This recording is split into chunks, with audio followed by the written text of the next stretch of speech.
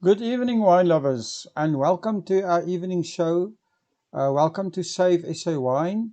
And today's been a very exciting day. It's the first day in a long time that South Africans can buy wine. It's also the first time in a long time that people in our country could buy cigarettes, which I think was for some a very, very big relief. But yeah, today was the day we could, the wine sales opened. So everybody took advantage of that. And I'm sure that I can see on the pictures in the group that a lot of people have actually purchased wine. So that's great. Just a big thank you again to our sponsors of the evening, the Fishwives Club. The Fishwives Club still have their 45% lockdown special going.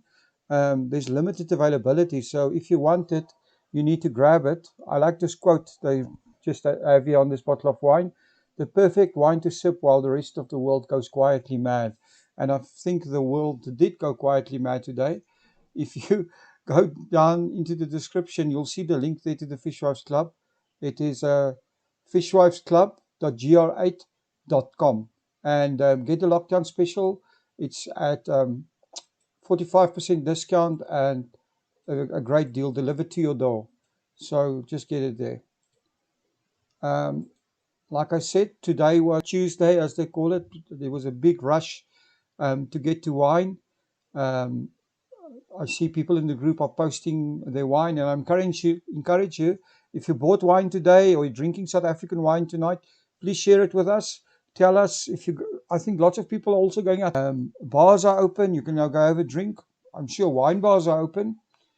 Unfortunately, you cannot stay in until it's night time. The nightclubs are still closed, but you can at least have a few drinks tonight. And it's time to celebrate, but definitely not time to be complacent. Our wine industry is still going to suffer for a long time, maybe for years to come, and they need all the support that they can get. Thank you to everyone in the group providing support. Um, your support is amazing, and our people from all over the world are still posting every single day on how they are supporting South African wine and the South African wine industry. So thank you very, very much for that. Then we've got something very interesting or very exciting for you guys tonight. If you look at this picture, it's a picture of wine coasters. So a lucky winner. We're going to leave a comment in below in the description. Anywhere on our pages or videos, we'll go through all the comments and we'll pick a lucky winner. And one person will win a set of 6 coasters. These lovely coasters are perfect to put the wine glass on with the wine in that you've bought today. So this is a prize, a giveaway. And it was kindly donated to us by Renault Online Arts and Crafts. The link to their store is down in the description. And you can get some more of these. But one lucky winner will get a set of these coasters. There's 6 coasters in a set. They're wonderful. And the perfect accomplishment for a nice glass of wine. All right. It can be red wine, it can be white wine, as long as it's South African wine. That is the main thing. So yeah, so that's it. So then the next thing we need to talk about is Wednesday. Wednesday, tomorrow, 10 a.m.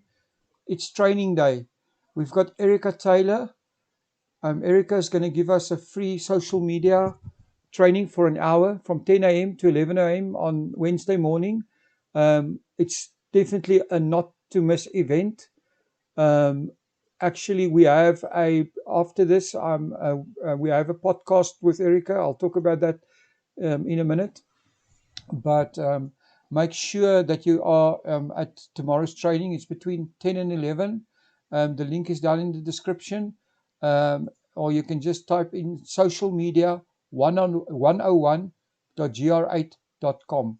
Social media 101.gr8.com. It's free training by social media expert Erica Taylor.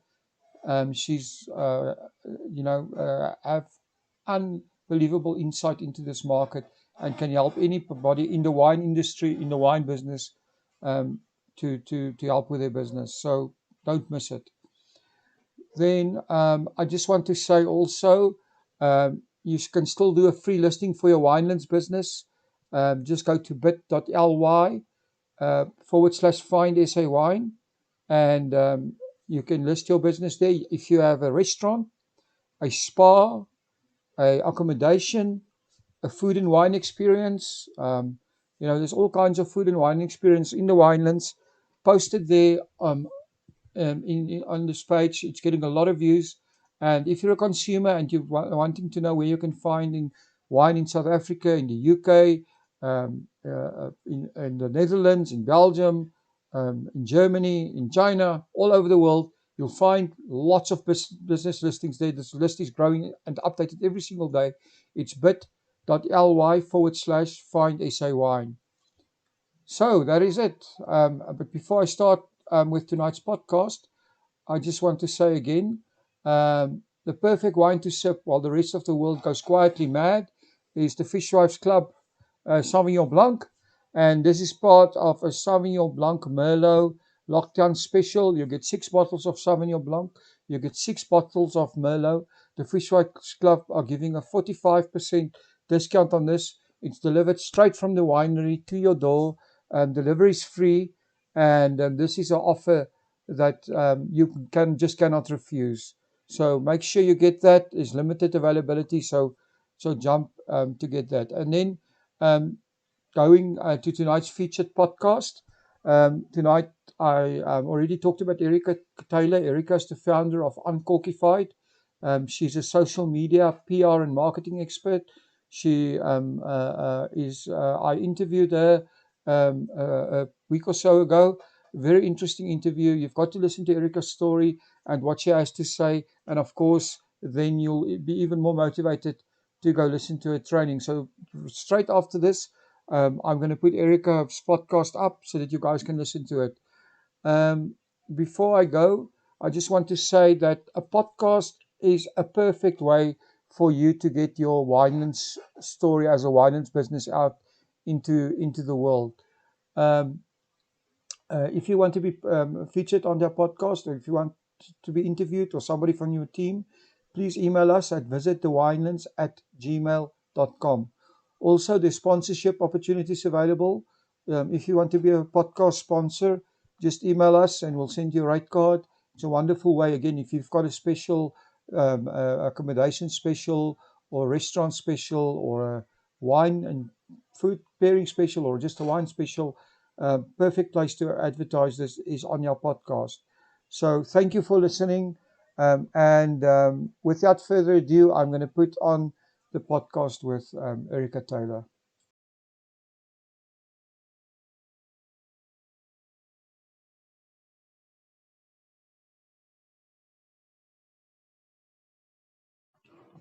Welcome to About the Winelands.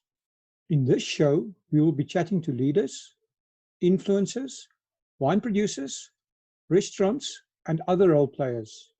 Tune in every week. Welcome to About the Winelands. You will find us in this show. We will be chatting Facebook, to leaders, Instagram, TV, influencers, Spotify, wine producers, Apple Podcasts. Tune in every week. Welcome to About the Winelands. You will find us in this show. We will be chatting Facebook, to leaders, Instagram, TV, podcast, restaurants, and other role players. Tune in every week. Welcome to About the Winelands. You will find us in this show. We will be chatting to leaders, Instagram, TV, influencers, Spotify, wine producers. It's our pleasure. Thank you for. You have a busy day, and everyone's busy. Today, everyone, restaurants, and other role players. Tune in every week. Welcome to About the Winelands. You will find us in this show. It's quite interesting. Instagram team, telling us a little bit about influencers, Spotify, wine producers. It's our pleasure with the wine industry. Sure. So obviously you can tell other role players. Tune in every week. Welcome to About the Wine. And lived kind of all over the place. Always was interested in wine, except for that brief period in college when I drank apple martinis, but we won't talk about that. Lived in New York City, started a PR company, and ultimately in 2011, I took a trip to India, moved there 2 months later, While I was there, wine is definitely not their greatest accomplishment consumed, but as I kept drinking wine there, I actually ended up falling in love with it. I was and like, you know, how is wine so different from so many different places? I had no idea. Moved there 2 months later. I was talking to my mom one day while I was there. She told me that wine is definitely, she was hiding this information from me for the previous 30 years, but she told me that I could actually make a living doing wine. So I started doing some research and looked into WSET, took that course there, and then got offered a job at a vineyard in India, which most people don't know that India actually does have about 40 wine farms. Wow. And worked there, decided to come to South Africa for my birthday in I think it was April 2017, and absolutely fell in love with it. Moved here 2 months later, so clearly that is a trend of mine. If I go on holiday, I move there 2 months later. But I think I'm settled in South Africa. And yeah, so that's how I came here, and I came here specifically for wine. So Erica, I want to ask you a little bit about India and the wine industry. I mean, you say 40. I mean, I've never interviewed anybody that's been in the Indian wine industry, and frankly, I know nothing about it. So, can you tell us a few interesting things about it? Talks about every single vineyard that's there. Nasik, which is about 3.5 hours northeast of Mumbai, is kind of considered the quote unquote Napa of India.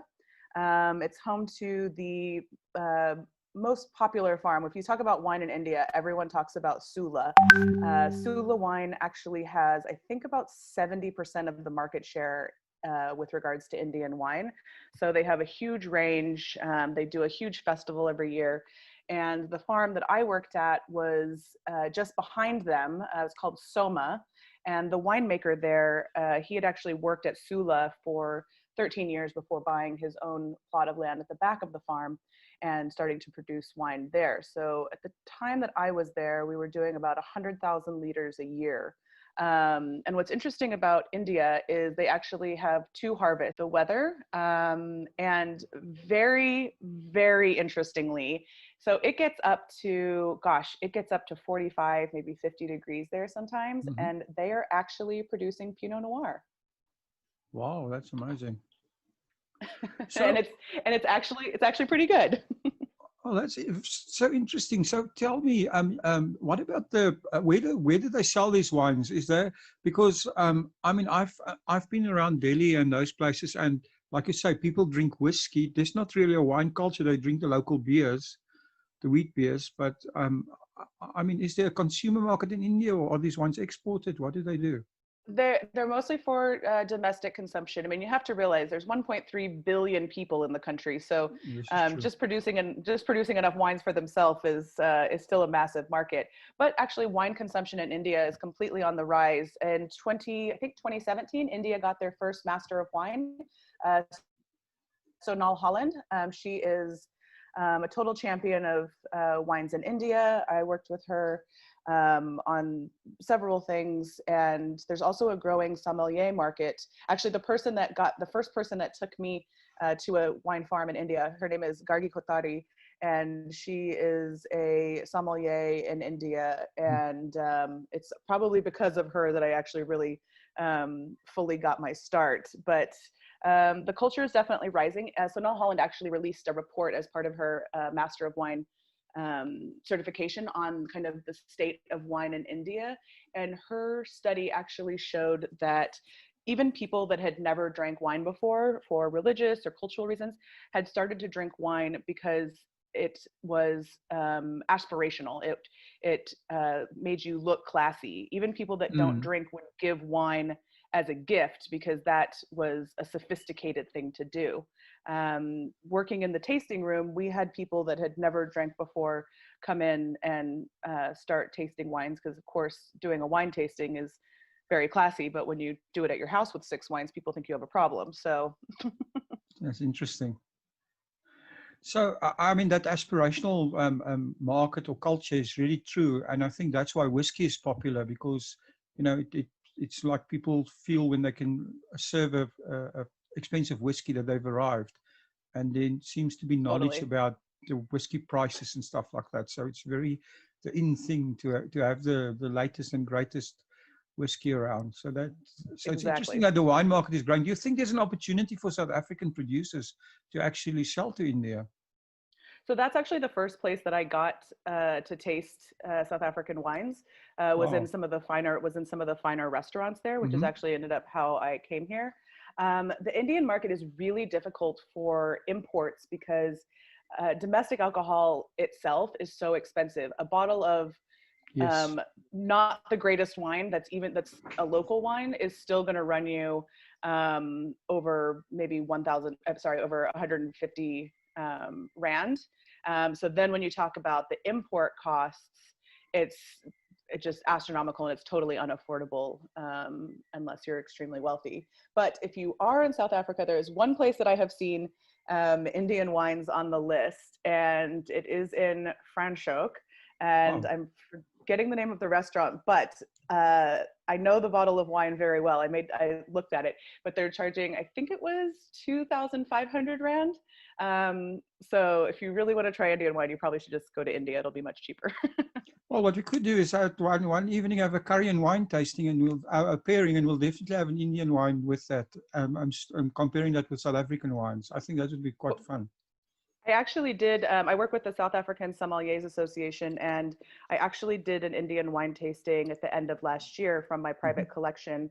And sadly, I was meant to be in India the whole month of June this year, but obviously that was canceled, and I was meant to bring back enough wines for another tasting. So as soon as I'm able to head back to India, I promise I will bring back loads of wines for another tasting. Okay. Well, anyway, enough about India. We've gone completely off topic here, but it was so interesting. Um, Uncorkified. What is the history? How did you start it, and what do you do? Yeah, so it's basically just something that is as morphed as I've gotten further into the wine industry. It started with just me studying, and then it started with me writing about wine, and ultimately having more clients in wine for marketing purposes. So I couldn't think of a good, I felt like all the, Instagram names and websites and, Uncorked and wine and all these other things. I couldn't quite think of the right words that I wanted to use. So I just invented Uncorkified, and it seemed to kind of fit. And so now it's kind of the hub of my wine life and my clients that I do marketing for. Excellent. So, when did you start this, Erica? Well, the name didn't come about until maybe, I don't know, the end of 2019, but I think it probably really started in my brain as soon as I started studying for WSET back in India. Okay. So, what services are you providing to the wine industry, and who is your target audience? So I work with any wine farms, any wine products. I work with clients in the US and the UK as well. So I have some clients in the US. One is a blind wine tasting board game that just raised $20,000 US dollars for their kickoff. And they're also going to make a virtual version. I also work with wine design companies. Locally, like I said, I work with the South African Sommeliers Association, and currently I'm actually just offering my services for some wine producers just to kind of give them some tips that they can use to up their own marketing without having to pay somebody because they're, struggling to survive at this point. Would they typically engage you as a consultant, or how would you do that? So usually I work they kind of hand over all their passwords, and I manage their Facebook, Twitter. I'm very trustworthy.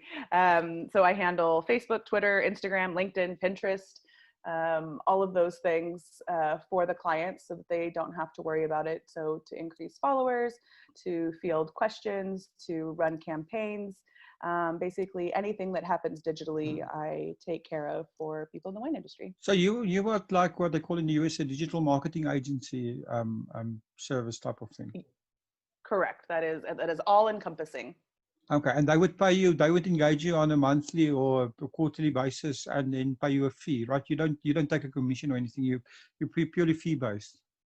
Yeah, I work on a retainer that is Okay. um, due at the beginning of the term. And I am very happy to say that I've been in business for myself for over 10 years, and I have never had a client not pay me.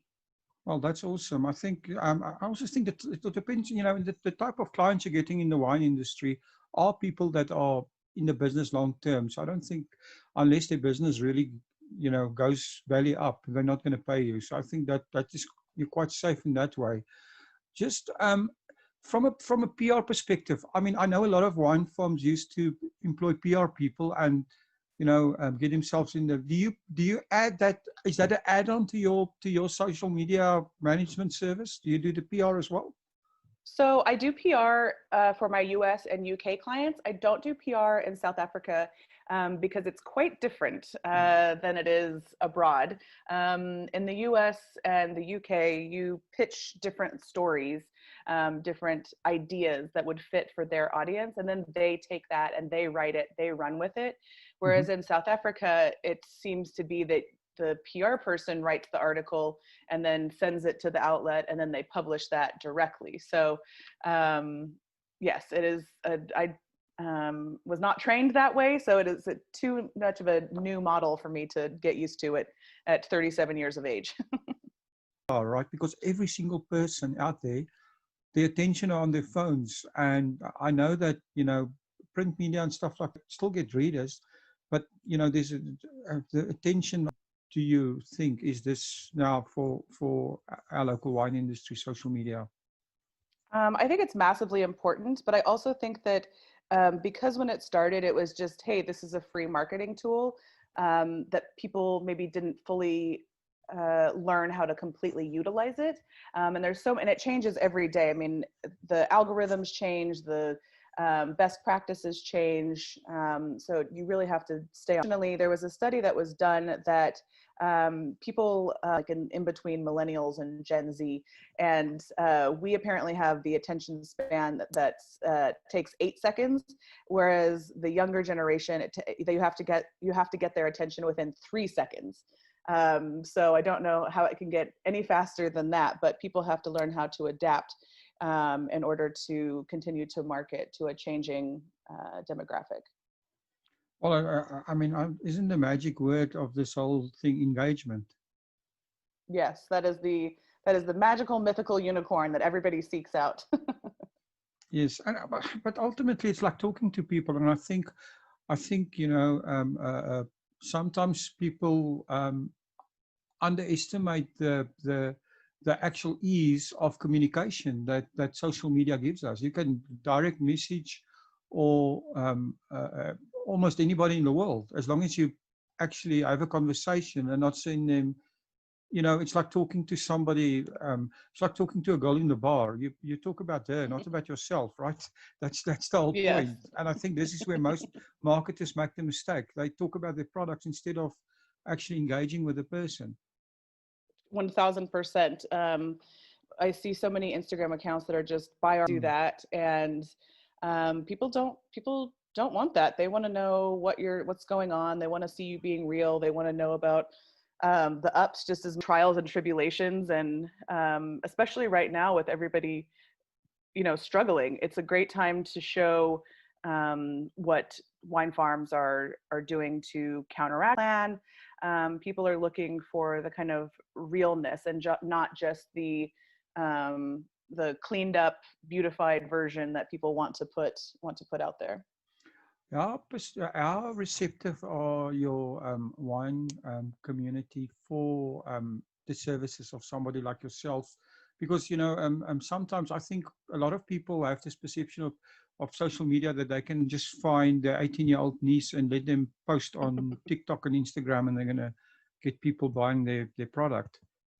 Yeah, that is 1000% a thing. And usually when I start of ins and outs, they realize existence, and that is something that a person born in 1990 wouldn't necessarily be able to do. Exactly.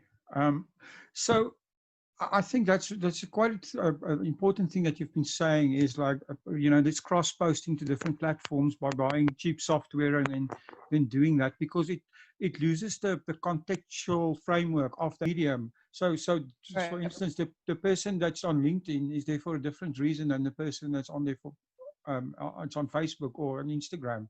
So I Correct. think, how do you get your clients see that when you show it to them? Do they actually understand the whole concept of context and how they need to frame their story to actually get the ultimate listener to listen to it? Yes, 100%. I mean, I happen to use Sprout Social for my postings. So Hmm. I have tons of, because I've been using it for so long, I have tons of hard numbers and facts and reports that show, here's what happened when you had me, and here's what happened when you didn't have me. And there is a very clear change in what's happening in regards to sales, with regards to exposure, to signups, whatever it happens to be. So I have concrete evidence that my services are quite helpful. And like I said, I've never had a client not pay me, and so far I have never actually been fired. So I'm going to assume that is just a good thing in my services work. That's awesome. So if I'm sitting there, I've got quite a fair business. I've got a winery, I have a restaurant, I have a accommodation. I've got a few guest houses. I've got 7 or 8 guest cottages on my farm, and I've got a family member running a spa. And I come to you and I say, Erica, can you help me? So how would you typically start? Would you do like an audit? What is the process? Yeah, so usually we start with an audit and by monitoring competitors in the area. So again, I use Sprout Social, which is very good for tracking competitors. So seeing who's doing things that are successful, what kind of posts are working for them. It's also about getting a clear mission and a clear drive for campaigns, not just randomly posting, but what are we working towards? Are we now, like, so we're in August, are we building for the summer? Are you doing specific promotions to get people out to the farm during the pandemic? Like what's their goal? And then let's work backwards from there. Something that you said made me think of this, but a lot of farms separate so like the guest house is one Instagram, the winery is one Instagram, the spa is one Instagram. And I normally disagree with that approach, because you want to have the largest audience possible, and you can't expect your potential customer to follow each individual thing. They want to know holistically when they come to the farm, what other value you offer to them, and why they're going to make a trip out of their home to come all the way down and see you. Interesting. So what would your best marketing advice be for wine producers? Where's the low-hanging fruit? I think taking proper photos is, I would have to say, the number one thing that I need to tell wine farms. Your lens, even if it's just on your, be shaky. I mean, even if you take a screenshot of something, there's a website called Let's Enhance for you. So even if that's like the only thing, and using the proper size of images, depending on the outlet. So Facebook and Instagram are the same. Twitter's completely different. LinkedIn's completely different. It's so easy just to pop your image into Canva and just make it the correct size. Just look like you put a little bit of effort into it. And that really goes a long way. Or hire an expert, a youngster like yourself. Hardly young, but yes, hire me, and then and I'll make sure all those things are done. All right, so that's quite an interesting one. Erica, on that point, I mean, you are going to do, while we're talking about this, a actual workshop, a free workshop for wine producers next week, right? I am indeed. You want to tell us a bit about that?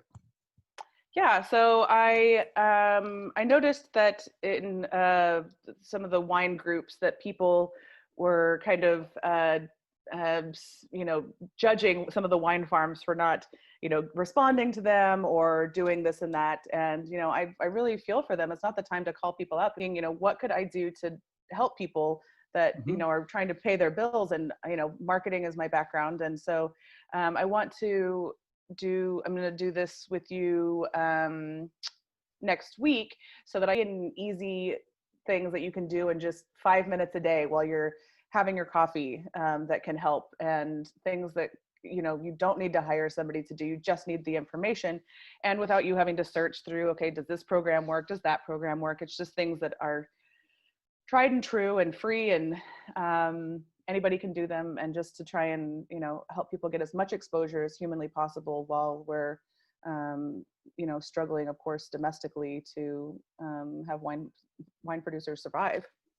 Well, I can't wait to do that, because I think I'm going to learn a lot from you. And I think anybody in the wine industry, not just producers, if you're out there and you've got a restaurant, even if you have a coffee shop in the winelands or anywhere else, come listen to it, because it's going to help in any business, right? Or even if you're just a person looking for a job, that you can find a job through social media. And Erica is going to give such great advice that I'm going to sit there with notes and listen to you. I'm getting all the free stuff I can. So I hope everybody, uses that opportunity. Yeah, Erica? Definitely. I've done a few of them with one-on-one with people, and I've had amazing reviews. So I'm super excited to get kind of everybody in one space and release the knowledge to help them help themselves. I also think if there's anybody listening to this and they have questions before the actual workshop, they can. We'll leave a link in the description. Just look for the workshop link, and there'll be a place to actually post a question, so we can maybe get you to answer some of those questions in the workshop. So that will be that'd awesome. be great. So you're a member of the Women in Wine Expo, board member. So what is this, and are you involved in any other women initiatives in the wine industry?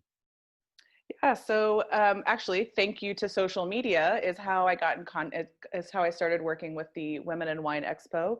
It must have been at the end of Yes, it was at the end of 2019. I can't, all the days run together, so it's hard to remember. But she reached out to the woman who started it, reached out to me on Instagram, and we had a chat. And she asked me to be on the board of directors. And it's an international conference that takes place in different places each year. This year we were supposed to have it in May in Georgia, the country, not the state, and which is the birthplace of wine. Yes, of course, that's quite interesting. I did something on the history of wine not long ago, and yeah, it goes back thousands of years. Yes, and a lot of it comes from Georgia. So that's where we were going to host it. Karen McNeil, the author of the Wine Bible, was our keynote speaker. We were sold out. We were all ready to go. And then of course the pandemic hit, and we were lucky enough that Karen and the venue and everything were able to just push until the next year. So we what we'll be doing in Georgia is we'll have a 2-day of conference talking about different aspects of the wine industry and internationally some of the issues that people are facing. Although I have a feeling that by next year our discussion topics will be very different than they were going to be this year. For sure. And then on the final day, we are doing a Georgian wine masterclass, and we also have international press coming from all over the world, and there'll be the opportunity for our people to join in on a week-long press trip that's being provided to us by the Georgian Tourism Board.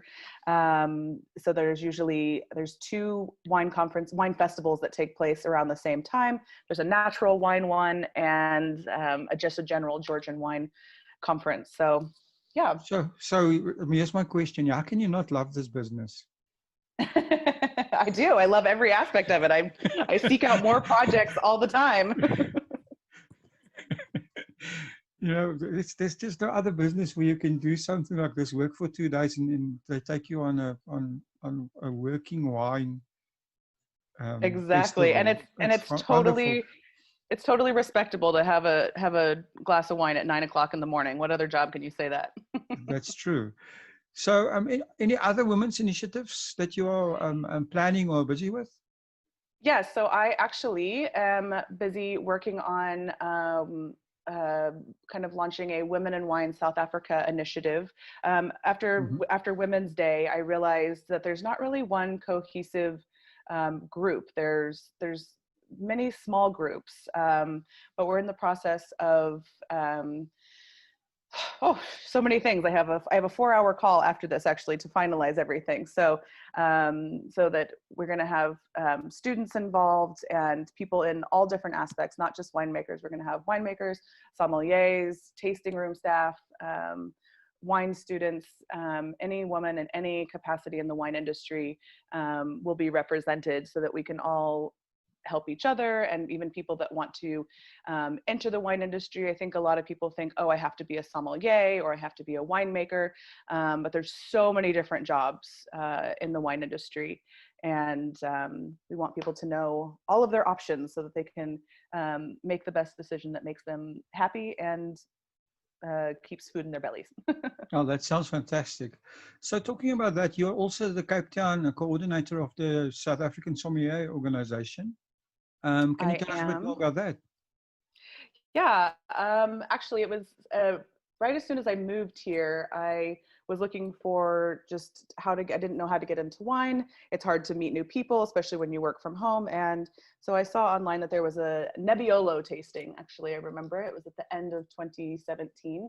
And I went and it was my first professional tasting, and I had no idea what to expect, and I was completely overwhelmed and knew I was completely out of my league with these kinds of people that we were tasting with. But it also was like a bug, and you just had to you wanted to learn more and know more. So I started going to more tastings and started working, actually doing some marketing for some of the sommeliers and their businesses. And just over the course of time, we became good friends. And now one of those people is now the chairman of the South African Sommeliers Association, Barry Schofield.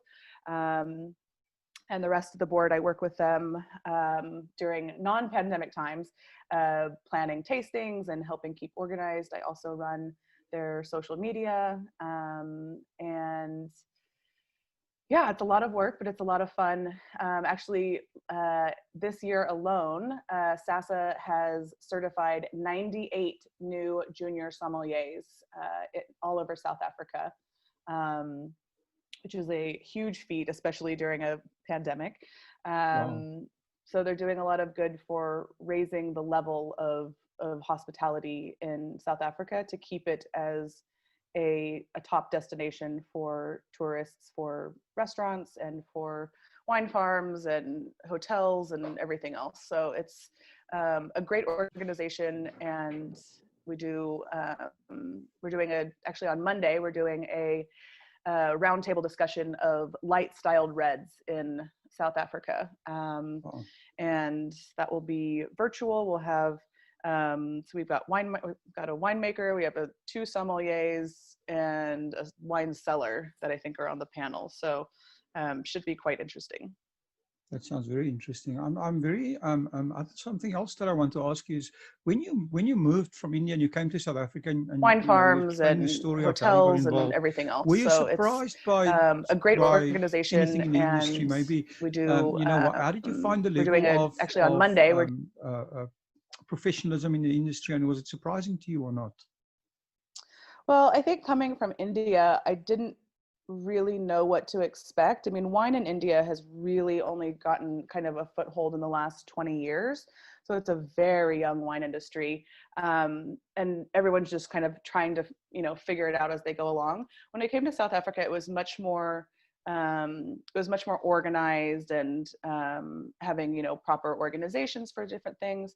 I did find that it was a fantastic way to meet new people when you move to a new country, because wine is it's a bonding thing, and when you can tell silly, nerdy wine jokes, and you find your people that, you just want to nerd out with and watch. I have one of my best friends, we sit and watch pruning and soil videos every time she comes over. So when you find somebody else that's just as interested in rewatching the same pruning video for the 15th time, that is a definite bonding experience. So I feel like in South Africa, I found my people. But yeah, I had nothing to compare it to. So I don't think I was surprised or not surprised, because I didn't know what to expect. Well, now that you tell me this, I have a feeling, are you a closet winemaker? I am not, but I did with Barry Schofield, the chairman of SASA, and 3 of the other SOMs, Kimmy, Blackadder, and Esme and Isabella. We made a wine in 2018, and then in 2019, that was for a wedding. And then last year we made a wine, and hilariously, the wine is called Where Redheads Go to Die, because I have red hair. And I wanted to punch everyone in the face that day. It was 40 degrees outside in Botrifier, not a cloud in the sky, and during load shedding. So there was no air conditioning, no reprieve from the heat. And I cried. I tried to sit in the shade. I did everything I could. So sadly, the wine has my name this year, but it was not my winemaking choices. Maybe one day, but for now, I'll just be a harvester. Well, that's what they say. Welcome to Africa. So, that was probably my worst. The coronavirus, I mean, this has been the whole thing this year, and it's forced all of us to rethink our business models. Do you have any changes or new ideas in mind? I think that's a hard question for me, because I've worked for myself for 10 years. So coronavirus didn't really change anything about my business. Still work from home, still doing wine things. I think that for businesses, I think being real with people about what's happening, and not just everything's all fine and dandy, but just people are more engaged with people that are being real with them. And it's taken a turn for what used to be these, nice, just manicured, Instagram feeds and this and that. And it's kind of going away from that. I mean, again, you still have to take a nice picture, but the story needs to be more real. There's more about content creation, not just hashtag Wine Wednesday with a selfie of you drinking wine. Nobody cares. They want to know, give them some value into it. What are the tasting notes? How was this wine produced? Tell me something interesting about the picture that I'm looking at. And I think that before all of this, it had kind of gotten a little too fluffy, and now it's returning to be a little bit more real. And I hope that the wine farms will adapt and keep that trend up. Do you don't think, though, that you would be more conservative in your business approach? I'm talking about your own business, because of the fact, if you think about it, you really have almost like this nomad lifestyle where you can pick up your laptop and move all over the world and live anywhere. But one of the things that has changed for all of us, I've always said that, it doesn't matter where you are, far from family or whatever, or from a client, you're just an overnight flight away. But unfortunately, we've realized with a big shock that overnight flight might be months away. That is definitely true. And I am so happy that my mom moved here with me as well. And we live together, and she's my best friend. So she also works from home. So we sometimes have competing Zoom calls going on. But this is the first. I was actually in the States in March, and I actually only made it back to South Africa a week before lockdown. But that was the last time that I saw my family. And like I said, I was supposed to be in India this year and Georgia this year, and we live together, and she's my best friend. So she also works from home, so we sometimes have competing Zoom calls going on. I know that that's kind of first world problems. This is the first. I was actually in the States. You just get into March, and I actually only made it back to South Africa a week before lockdown. But that was the last time that I saw my family. And like I said, I was supposed to be in India this year and Georgia this year, and we lived together. And she's my best friend, so she also but I think we sometimes have competing Zoom calls going on to adjust. But now it's just kind of okay. This is just how it is, and you just wear a mask and wash your hands and sanitize stuff and go about your business. It's unbelievable how adaptable we are. So your wine journey has been quite interesting. I mean, it's taken you all over the world. So what is the most important thing that you've learned from your wine journey? Oh, that you're never going to know everything, and there's always something new. I've completed my WSET level 3. I'm hoping to start diploma. I was hoping to start this year in September, but I believe it's been pushed back to June. I'm also currently working on the Certified Specialist of Wine, which is a program internationally recognized, but based out of the US. And I just, you can never, even I think Jancis Robinson doesn't know everything. It's constantly changing every single day, and it's growing. And yeah, the more I learn, the more I realize that I know nothing. Yeah, this is true. So I ask everyone I interview the same thing, and it's to give your favorite wine quote or your very own wine quote. So it's I wish I could take credit for it, but it is, it's not from me. It's from the movie Sideways. And no, it's not, I'm not drinking any Merlot. It's actually Virginia Madsen's quote about wine. And she just, with such joy, she's just like, it's growing, it's changing. A bottle of wine that you open today is going to taste different than if you opened it tomorrow or the next day. And every single bottle tells a story, and I certainly find that in my own personal life. You know, I have friends that are biodynamic winemakers, and so we always have to check: is it a root day? Is it a fruit day? Is it a leaf day? Whatever it happens to be. And there is an app called When Wine that tells you if it's a root day or a leaf day or a fruit day. So if your wine should taste better or worse. But it's so true. I have, you know, I buy cases of the wines that I love, and there are days that it reminds me of the first time that I tried it, and there are days that it's a little bit more meh. It also depends on who are you opening it with, what's the story, is it a celebration wine, or is it I'm sad, I need to drink wine? So what you're telling me is it's actually not you tasting the wine, it's the wine tasting you. That's a good, yes, that is very true. Yeah, I've never thought about it that way. That's quite interesting. Yeah. Erica, it's been a pleasure talking to you. I mean, we've almost spoken for an hour, so that's quite nice. And if people are sitting out there and they want to, they want to engage you to come and do. I mean, if I was a wine producer listening to this, I would be looking for your number immediately and trying to get hold of you to come do this. So, because I mean, if I look at just most people, their social media is horrendous. They need you. So how did they get hold of you? You could always find me on my favorite Instagram at just Uncorkified, or on my website, which is uncorkified.com. So fairly easy to find me. Okay, thank you very much for your time, and looking forward to actually hear you educate us all on Wednesday.